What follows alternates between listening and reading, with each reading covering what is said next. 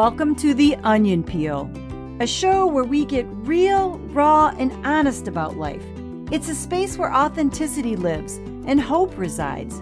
The Onion Peel is a place where we peel back the layers of our stories and discover the unexpected flavoring that each one brings.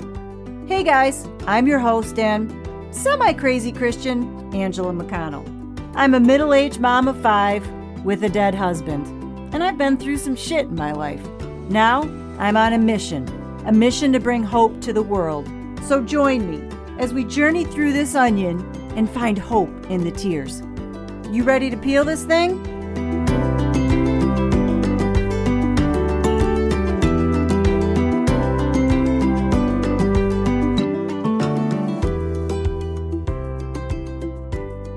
Hey guys, we made it. Episode 1 of The Onion Peel. I'm so excited to be here. Thank you so much for joining me today. I really appreciate that you're taking time out of your day to spend it with me. That means so much to me. It just fills my heart up. So thank you. I hope that our time together will be fruitful for you, for me, and that the world is a different place because of it. So what is The Onion Peel? What the heck is this show all about anyway? Well, I think for starters, it's about being real. Always about being real, first and foremost. Because if we can't be authentic in who we are, then what's the point? You can't get through anything in life. Any of your pain, any of your struggle, anything has to be gone through. You can't go around it. You can't go under it. You have to go through it. And that's ugly, going through it. But that's okay. We're okay with the ugly here at The Onion Peel. So how did I get to The Onion Peel? Well, for me, this has been such a long time in coming. It's long overdue. I don't know why it took me so long to reach this platform, because I knew that it was here, but it just took me a while to connect the dots. But it started for me after my husband passed away, and I had this insane desire to have hope someplace. I was desperate for hope. I needed to see something somewhere that was going to show me that really bad stuff happens in life and that you can get through it and not just be okay. That wasn't good enough for me. Being okay, that is not where I reside. I needed to know that you can go through really difficult times, things that absolutely destroy you, and you can come out of it, and you can be amazing. That life can be exciting, and that you can look forward to it, and that you're just better because of it. And I couldn't find that hope anywhere. And I was very intentional in seeking it. I'm a pretty outgoing person, and even being blinded in pain, I still had this inner thing inside of me beating out that I needed to find hope. And I think one of the biggest examples that started the whole thing for me, that made me aware that I was kind of on this mission that I didn't even know I was on, was when I went to pick up my husband's ashes at the funeral home. It took me about 8 weeks to go and pick them up. Psychologically, I just wasn't ready to do it. So when I finally did it, it was big. It was very difficult for me to do it. I mean, I was shaking driving there. It was just one of those surreal moments where you're like, how can this be that I'm going to pick up my husband's ashes? I remember talking to the ladies that were in the office, all very, very nice. But one of the ladies I talked to had been a widow and had gotten remarried. And I remember asking her, well, how is it? Is it good? Is it great? Can you totally be in love again? And I remember the response from her being something along the lines of, yeah, it's okay. You know, nothing's ever like your first marriage or your first love, but it's okay. And I walked out of there thinking, yeah, that's not good enough for me. Being okay or settling for okay, That is not good enough for me. Nope, not good enough for me. And I remember getting in the car and driving back to my house and just being so devastated. Like, this is it? I have to settle for okay? And I remember just kind of yelling out to God, that's not gonna work for me. So you're gonna have to come up with something else, because settling for so-so or settling for just everything being fine, no, that's not gonna work. So you're gonna have to get a better plan than that. And I very directly heard back, the reason they are just okay is because they will not let me complete them. I am going to complete you because you are going to allow me to do it. And I thought, well, that's fantastic. That's really sweet and everything. But don't care, because I can hardly believe that I could ever get through this in the first place, even though I'm so desperately seeking some validation that it's possible. But on the other hand, I was sort of like, I really don't care what you have to say, God. So that kind of led me here to the onion peel. I got to that place where I knew that if I ever did get through this hell that I sat in for so long, this complete and utter devastation of pain that I was in, the grief that nearly took my life, if I ever got through to the other side and I was more than okay, I was going to let the world know that it is possible. Because I knew that everybody needed hope. Didn't matter what they were going through. Doesn't matter what you have to deal with. It doesn't have to be what I had to deal with. We all have to deal with and struggle with our own pains, our own brokenness, our own shit happening in our life. That was a moot point. What mattered was that while you're going through that pain, while you're going through that hurt, where's the hope? I need to find someone that can show me there's hope for me to get through this and be amazing because of it. And so hence the onion peel. And episode 2 is going to be my story. I'm going to tell you about the day that my husband died. And it's going to be pretty factual. I'm not going to necessarily go into a ton of, well, I felt this and I felt that, because I want you to just get the basic foundation of the events and the timing and how they all happened, so that you get an understanding of the jumping off point for kind of this whole onion peel show.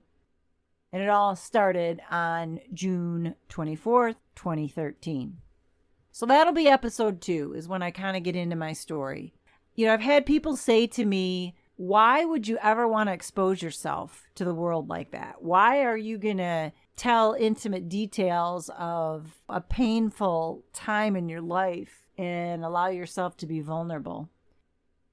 And the answer to that is because I feel that it's extremely important that we carry each other's burdens. We were never meant to put this air of perfectness out there in the world. We were always supposed to love each other enough to share each other's pain, to share each other's joys.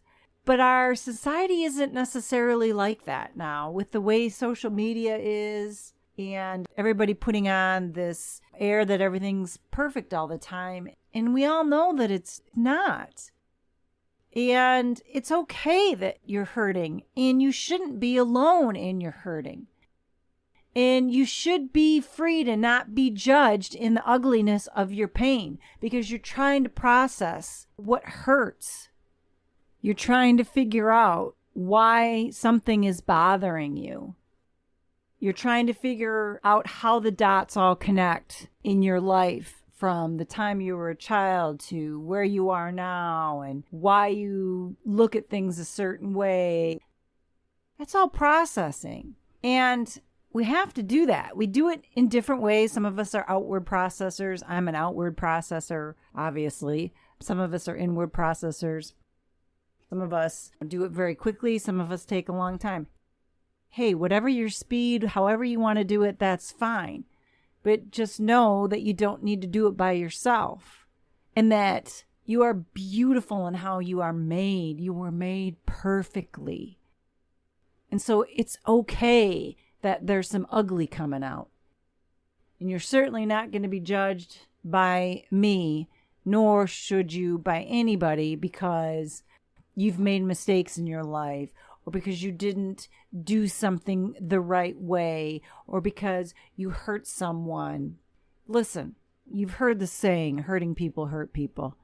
Look, we're all broken. We all have issues. We all have things that, you know what, at whatever point in time in our life, we were hurting and we tried to figure a way to cope with it without anybody really telling us how to cope with it. We just had to inwardly figure it out. So because of that, that is how a lot of our behaviors are formed. Our behaviors are because of the way that we taught ourselves to process the pain, or to survive the pain, or to somehow get around the pain, whatever it is. My true belief is that 99% of the time, people are not intentionally out to hurt you. They have their own issues inside their heart. And those issues, unfortunately, come out as behaviors that sometimes hurt others.